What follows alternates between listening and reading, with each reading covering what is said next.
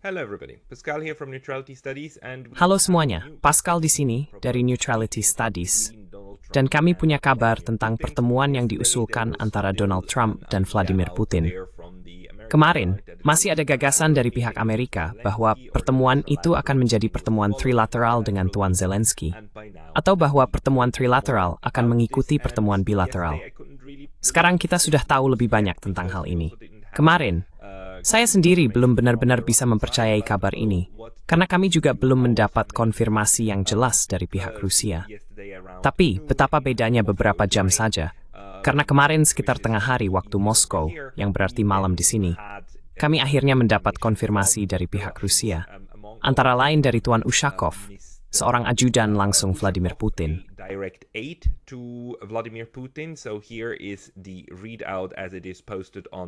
Jadi, inilah ringkasan seperti yang diposting di halaman utama Kremlin. Kami memiliki pertemuan singkat antara Tuan Ushakov dan media Rusia, di mana ia mengonfirmasi sesuatu yang sangat penting, bahwa ada tawaran dari pihak Amerika yang menurutnya cukup dapat diterima bagi kami. Sekarang, Tuan Ushakov terlibat langsung dalam pembicaraan dengan Tuan Vitkov. Dan sekarang ada banyak perdebatan tentang siapa yang memulai ide ini, siapa yang meminta jenis pertemuan seperti apa. Media Amerika kemarin sangat-sangat cepat mengklaim bahwa sebenarnya pihak Rusia yang menginginkan pertemuan. Bagi saya, tampaknya cukup jelas bahwa itu bukanlah kasusnya. To me, it seems quite clear that that's not the case. Alexander Mercuris on his channel on the Duran actually made also the... Alexander Mercuris, di salurannya The Duran, sebenarnya juga menyampaikan bahwa hal ini akan terasa agak konyol. Maksud saya, mengapa mengirim Tuan Vitkov ke Rusia, ke Moskow, untuk berbicara selama 3 jam dengan Vladimir Putin, hanya untuk kemudian Tuan Putin meminta pertemuan dengan Donald Trump. Skenario yang paling mungkin adalah bahwa pihak Amerika yang meminta hal ini. Kita akan membahas ini lebih detail sebentar lagi. Namun, saya ingin menggunakan program ini untuk membahas 5 pertanyaan penting tentang pertemuan ini. Karena ini adalah pertama kalinya dalam 4 atau 5 tahun terakhir, para pemimpin Rusia dan Amerika bahkan sekadar mengusulkan untuk bertemu.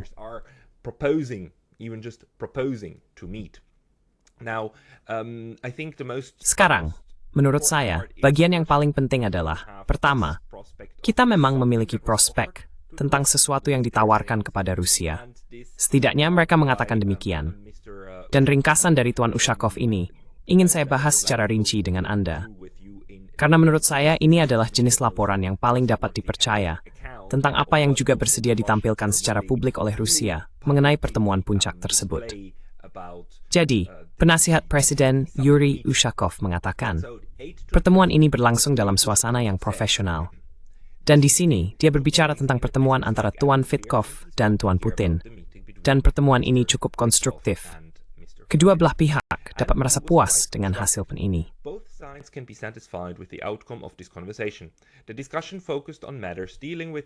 Diskusi tersebut berfokus pada upaya-upaya di masa depan untuk bekerja sama dalam konteks penyelesaian krisis Ukraina.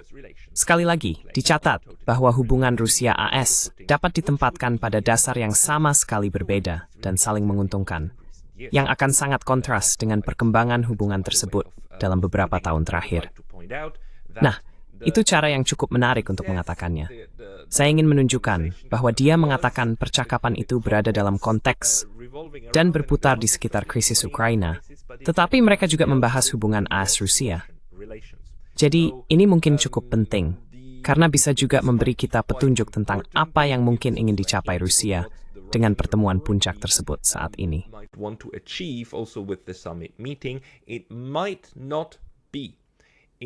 Ini mungkin bukan, pertama dan terutama, akhir dari apa yang mereka sebut krisis Ukraina, melainkan hubungan baru dengan Amerika Serikat. Sementara krisis Ukraina mungkin, atau kemungkinan besar akan, ditangani di jalur kedua atau terpisah. Tapi mari kita lanjutkan membaca.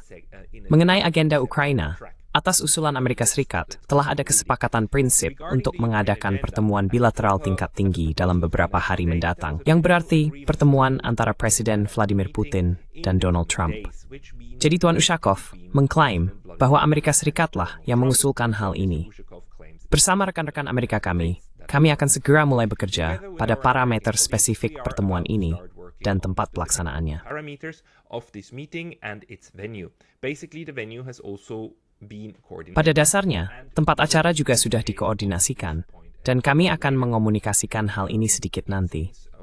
Sejauh ini, tampaknya Uni Emirat Arab yang kemungkinan akan menjadi tempat berlangsungnya pertemuan tersebut, karena Tuan Putin juga telah bertemu dengan pemimpin UEA, dan mereka tampaknya bersedia serta siap menjadi tuan rumah, meskipun hal ini belum sepenuhnya dikonfirmasi.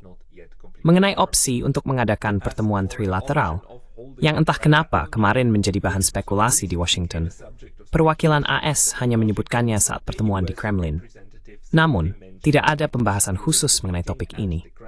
However, there was no specific discussion on this topic. Russia has not commented on this option in any way. Rusia belum memberikan komentar apapun mengenai opsi ini.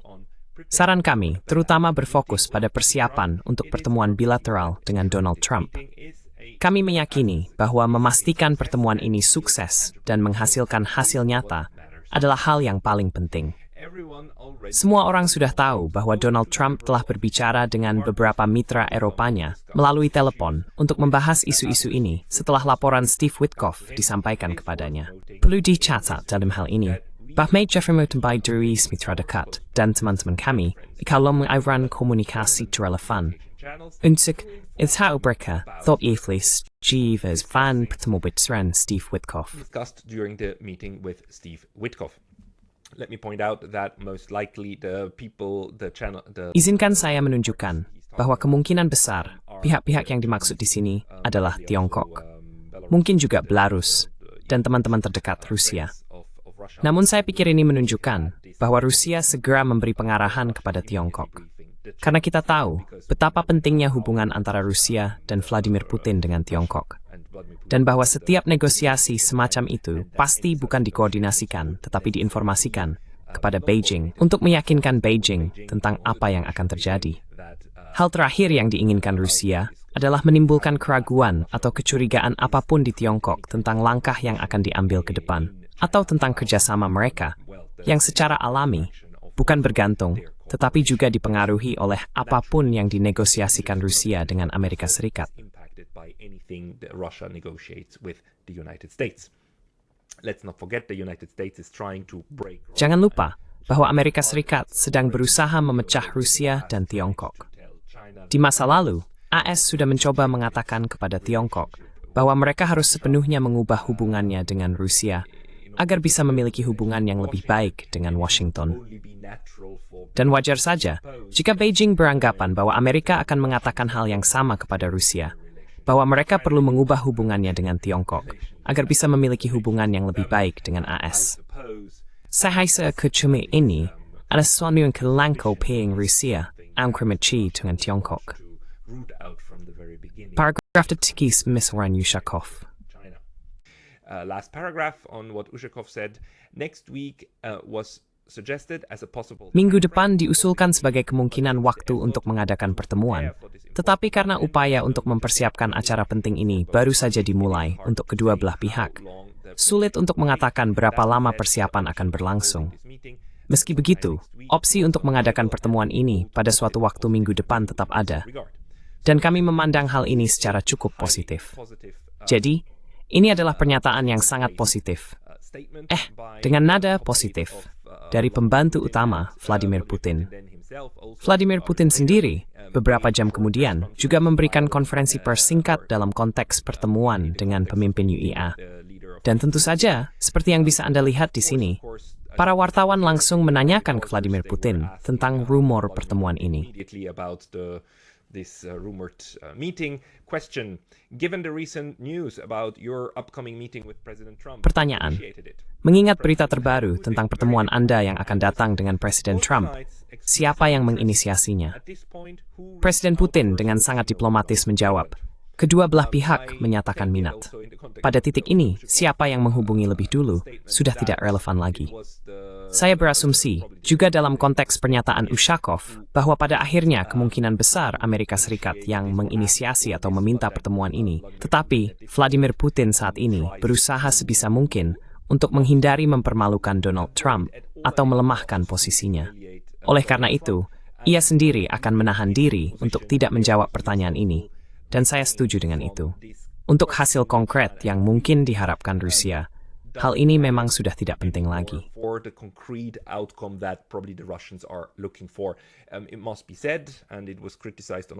Harus dikatakan, dan ini juga dikritik di saluran lain, bahwa Rusia tidak pandai dalam diplomasi publik, dan dengan tidak menyebutkan siapa yang meminta pertemuan ini, Rusia seolah-olah memberikan keuntungan kepada pemerintahan Trump.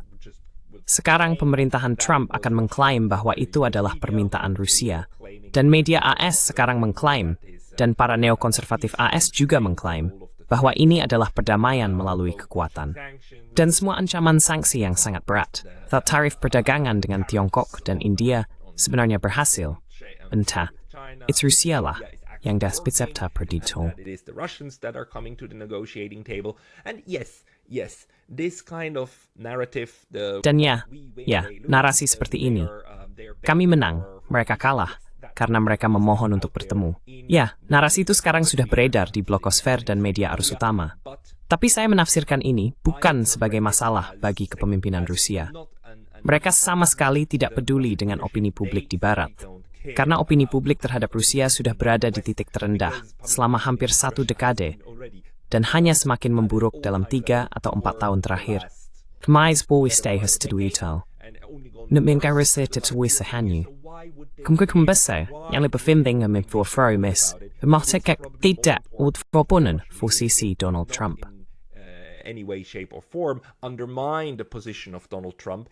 On the contrary, it might be even good if sebaliknya, mungkin justru baik jika ambiguitas tentang hal-hal yang berlebihan seperti siapa yang memulai tetap ada, jika itu memperkuat posisi Donald Trump.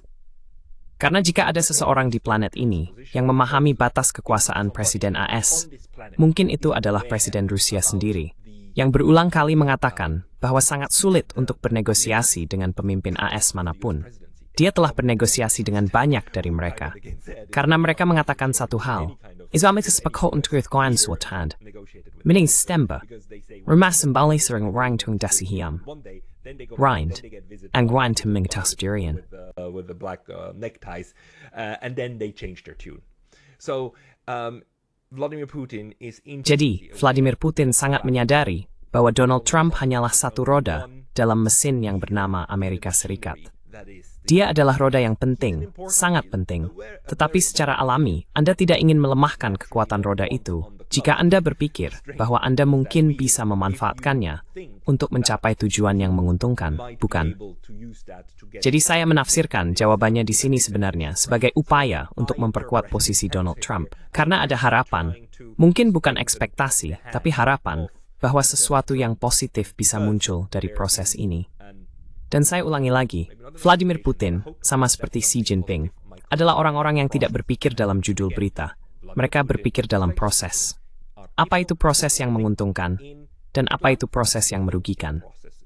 Lalu Anda mencoba memengaruhi apa yang sedang terjadi, dan bagaimana segala sesuatunya bisa berjalan ke depan, bukan?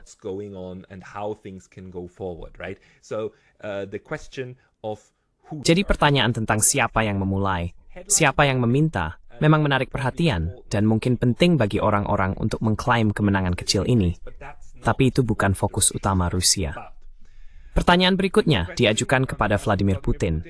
Bisakah Anda memperjelas, tolong, pembantu Anda, Yuri Ushakov menyebutkan bahwa pertemuan kemungkinan akan terjadi minggu depan.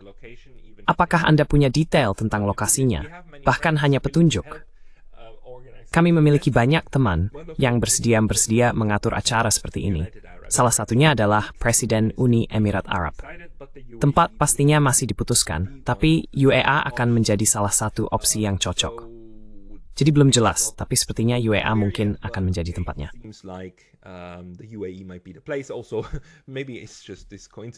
Juga, mungkin ini hanya kebetulan bahwa dia bertemu dengan UEA pada hari itu. Dan maksud saya, kenapa tidak? Satu hal yang perlu dia waspadai adalah bahwa negara tersebut haruslah negara di mana dia benar-benar bisa bepergian tanpa surat perintah penangkapan ICC berlaku. Saya percaya UEA cocok, tapi saya harus memeriksanya lagi sebenarnya. Pertanyaan lain, bagaimana dengan Zelensky? Apakah Anda akan bertemu dengannya? Dan Vladimir Putin menjawab, Sesedap babuk kalamasan atak, besar tidak step hitam reformnya.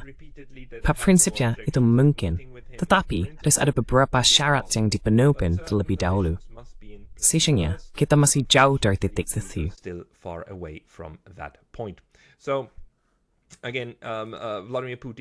Jadi, sekali lagi, Vladimir Putin bersikap sangat diplomatis dan berusaha untuk tidak merusak apapun yang mungkin sedang coba dimanfaatkan oleh Donald Trump. Tindakan-tindakan pidato yang ia gunakan untuk menjual ide pertemuan ini kepada kelompoknya dan para neokonservatif. Bagi saya, sangat penting juga bahwa Tuan Ushakov mengatakan ada tawaran yang diajukan. Jadi ada sesuatu dalam diskusi dengan Tuan Vitkov. Vitkov mungkin telah mengatakan, kami siap dan bersedia untuk bernegosiasi mengenai isu-isu ini. Jika tidak ada alasan bagi Vladimir Putin untuk bertemu. Dan saya sudah mengatakan ini kemarin, dan akan saya ulangi lagi. Tuntutan dari pihak Rusia cukup jelas. Tuntutan itu telah dijabarkan dalam pidato Presiden Vladimir Putin kepada staf kebijakan luar negerinya pada 14 Juni 2024.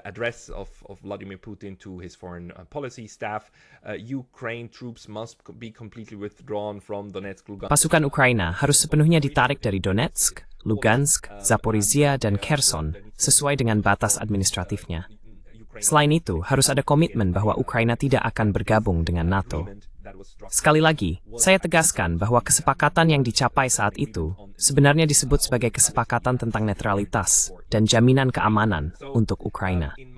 Jadi menurut saya, hal paling realistis yang bisa ditawarkan Amerika Serikat kepada Rusia untuk mengatakan, mari kita bertemu dan kami mungkin bersedia menandatangani ini sebagai hasilnya, adalah janji untuk tidak memasukkan Ukraina ke dalam NATO, yang akan menjadi konsesi utama kepada Rusia, yang telah lama dicari Rusia, yakni netralisasi de facto Ukraina.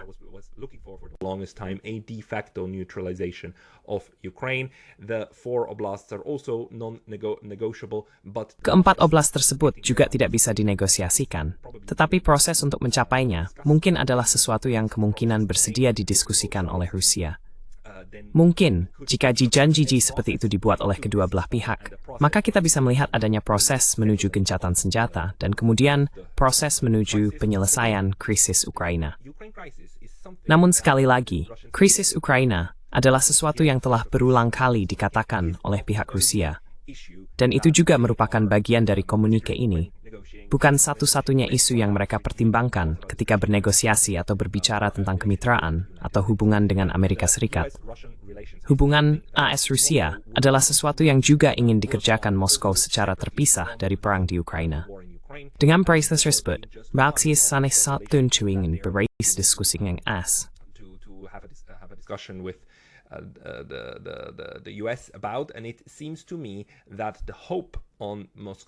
Dan menurut saya, harapan dari pihak Moskow adalah bahwa karena ada semacam konsesi yang sangat penting yang datang dari Amerika Serikat, sekarang adalah waktunya untuk mencoba menggunakan pertemuan tingkat tinggi guna mendorong proses positif yang mungkin akan menguntungkan, misalnya untuk menurunkan eskalasi perang di satu sisi dan mengakhirinya, tetapi di sisi lain juga membangun hubungan yang lebih erat dengan AS.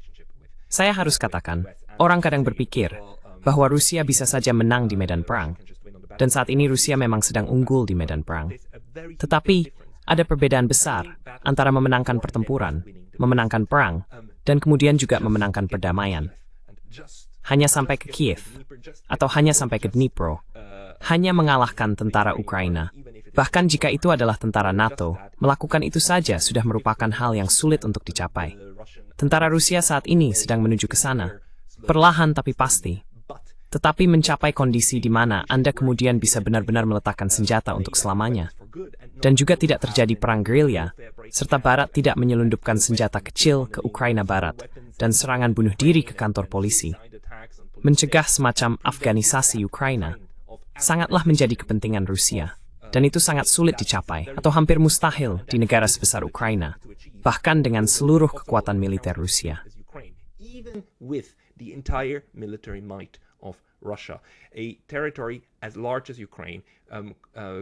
Sebuah wilayah sebesar Ukraina mencoba mencegah penyelundupan dan mencoba mencegah perang gerilya semacam ini, hampir mustahil.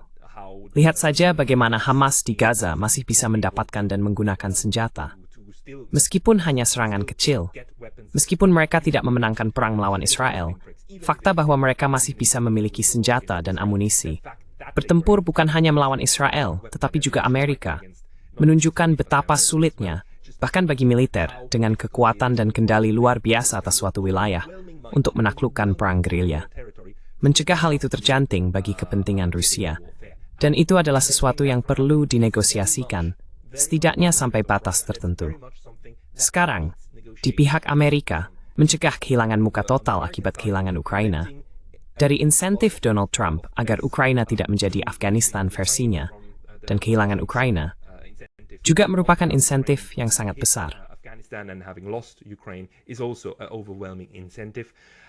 The spoilers in this entire affair is, as always, pihak yang menjadi pengacau dalam seluruh urusan ini, seperti biasa, kemungkinan besar adalah para neokonservatif, yang tentu saja memiliki kepentingan untuk melanjutkan perang, memiliki kepentingan untuk membuat Rusia terus melemah, dan juga berkepentingan untuk mengubah perang antara tentara melawan tentara, negara melawan negara, menjadi seperti di Afghanistan. Hillary Clinton telah mengatakan hal ini beberapa kali. Para neokonservatif juga sering mengatakannya. Anda tahu, kita bisa membuat Rusia berdarah, dan penggunaan taktik asimetris adalah sesuatu yang telah dibicarakan di lembaga-lembaga think tank selama beberapa tahun terakhir. Jadi pertanyaan saat ini bagi saya adalah, apakah kedua pemimpin politik atau kepemimpinan Rusia dan Amerika Serikat dapat menemukan titik temu untuk benar-benar mencoba bekerja sama melawan mereka yang ingin memperpanjang perang ini? Saya ingin memperjelas, bukan hanya neokonservatif di AS, tetapi juga tentu saja top Ukraina sektor sayap kanan yang memiliki kepentingan untuk perpanjang konflik ini untuk terah.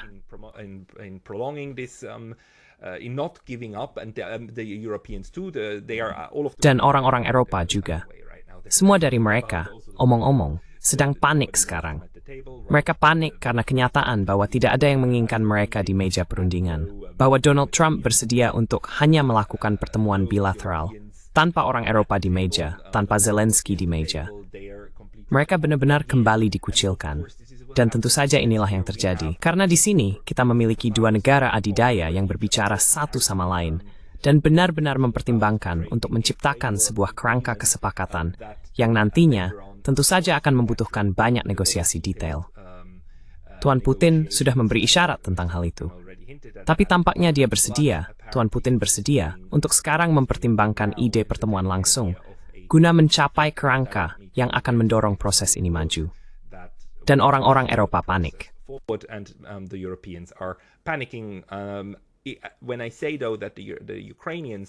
Namun, ketika saya mengatakan bahwa orang Ukraina menentang hal ini, yang saya maksud adalah kelompok elit tertentu dalam proses politik Ukraina. Dan tentu saja, para nasionalis sayap kanan ekstrem, pada dasarnya para neonazi, yang bersikeras untuk berjuang sampai orang Ukraina terakhir. Itu tidak berlaku untuk seluruh Ukraina. Justru sebaliknya. Secara kebetulan, dan saya rasa ini memang kebetulan karena membutuhkan waktu lama, kemarin juga merupakan hari ketika sebuah studi baru dari Gallup, lembaga survei asal AS, dirilis mengenai dukungan rakyat Ukraina terhadap perang, yang kini mulai runtuh. Dan saya tidak berpikir ini disengaja. Saya memang percaya survei opini seperti ini memerlukan waktu lama untuk dilakukan dan dikumpulkan, serta agar hasilnya akurat. Teraz risa sumai to prisubutar step pursuit gazeted such lama. Kata mintum lisa wawud belinal these of Q4. For a long time because they have data points for several years. You can see here, Ukraine. Anda bisa lihat di sini. Orang Ukraina mulai kehilangan semangat untuk perang, mendukung perdamaian melalui negosiasi. Lihat saja. Pada tahun 2022, lebih dari 70% mengatakan bahwa Ukraina harus terus berjuang sampai memenangkan perang. Dan jumlah orang yang mengatakan itu sekarang, di tahun 2024, telah turun menjadi 24%. Maaf, di tahun 2024 hanya 24% yang masih mengatakan demikian. 69% sekarang mengatakan Ukraina sebaiknya berupaya menegosiasikan akhir perang secepat mungkin. Jadi ketika saya mengatakan bahwa Ukraina menolak penyelesaian melalui negosiasi, saya tidak bermaksud rakyat Ukraina. Sudah jelas sekarang bahwa mayoritas besar rakyat Ukraina hanya ingin ini segera berakhir, yang juga merupakan hal paling wajar di dunia. Orang-orang yang paling terdampak kekerasan biasanya adalah mereka yang paling ingin kekerasan itu segera berakhir. Bahkan jika itu menerima sesuatu yang keras tidak dapat diterima.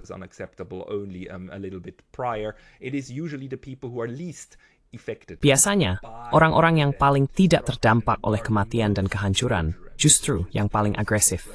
Yang juga menjelaskan mengapa orang Eropa menentang segala bentuk negosiasi. Dan mungkin, jika kita melihat ke dalam Ukraina, dugaan saya adalah Ukraina Barat, wilayah yang kurang terdampak, akan jauh lebih mendukung untuk melanjutkan perang. Dan semakin dekat kita ke garis depan, semakin banyak orang yang terdampak, semakin besar pula keinginan mereka untuk berkata, "Mais meris twijfelingchen."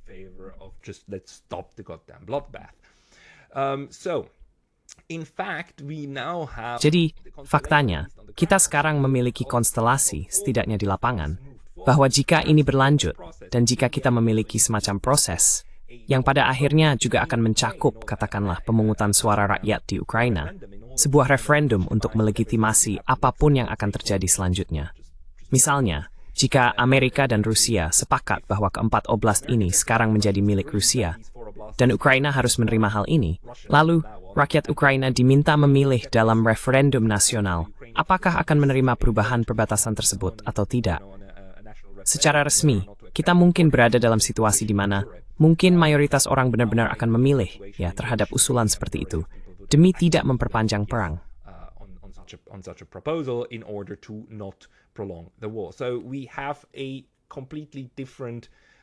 Jadi kita sekarang memiliki situasi yang benar-benar berbeda, baik di dalam maupun di luar Ukraina. Namun, masih ada risiko yang sangat besar. Risiko utamanya tentu saja adalah jika negosiasi ini tidak membuahkan hasil, atau jika pertemuan antara Vladimir Putin dan Tuan Trump berjalan buruk, bahwa Tuan Trump sebenarnya memiliki tuntutan, atau mengubah pikirannya tentang sesuatu yang tidak disetujui oleh Tuan Putin. Maksud saya, mereka bisa saja meninggalkan pertemuan ini, dan Tuan Trump berpura-pura sangat marah, lalu berkata, "Oh, sekarang sanksi yang sangat berat. Dan sekarang lebih banyak uang untuk Ukraina, 55 miliar, yang sudah disiapkan dan bisa disahkan oleh sesi Kongres berikutnya pada bulan September." Pertemuan ini kemudian bisa menjadi titik balik yang sangat penting.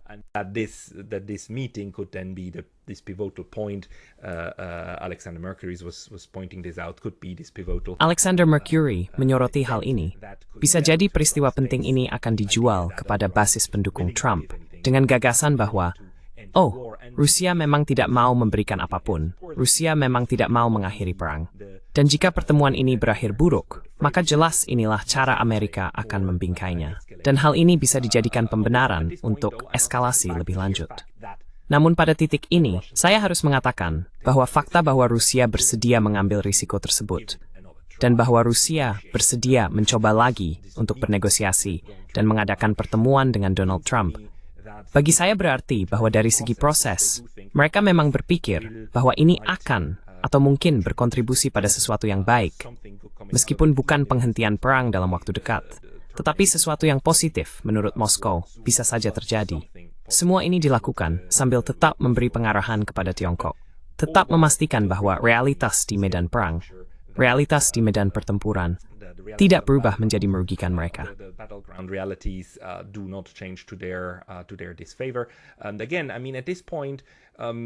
Dan sekali lagi, maksud saya, pada titik ini, Rusia berhasil membuat Amerika meminta pertemuan dengan mereka tanpa adanya gencatan senjata.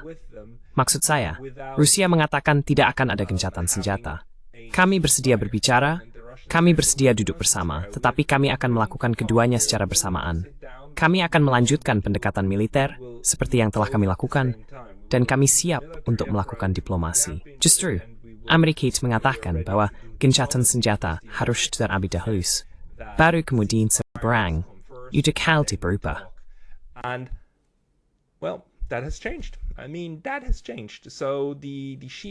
Maksud saya, itu sudah berubah. Jadi fakta bahwa orang Amerika sekarang bersedia berbicara langsung dan bertemu dengan Tuan Putin tanpa gencatan senjata, bagi saya, menunjukkan bahwa situasinya semakin memburuk. Dan ini adalah satu upaya lagi untuk benar-benar mencoba mengubah arah, setidaknya bagi Amerika, arah narasinya. Karena narasinya, jika Rusia berhasil menembus, jika Rusia mencapai Dnipro, jika Rusia kemudian mulai menduduki Ukraina Timur secara permanen, Ukraina Timur pasti akan menjadi kehilangan muka dan kekalahan bagi Donald Trump. Jadi bisa saja ini tipu muslihat, bisa saja ini trik.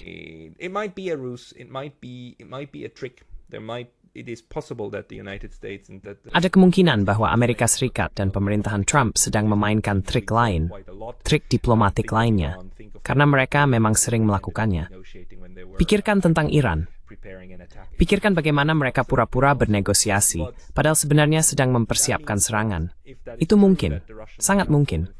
Tapi jika itu benar, dan sekarang Rusia tertipu oleh trik tersebut, saya rasa mereka sudah memikirkannya dengan sangat matang dan mempertimbangkan tawaran yang diajukan oleh Tuan Witkoff, serta memperhitungkan dinamika politik internal AS, yang mungkin memberitahu mereka bahwa sekarang adalah waktu yang tepat untuk mengatakan ya pada kesempatan untuk mempengaruhi proses tersebut. Itu saja dari saya hari ini. Terima kasih atas perhatian Anda. for today. Thank you for your attention.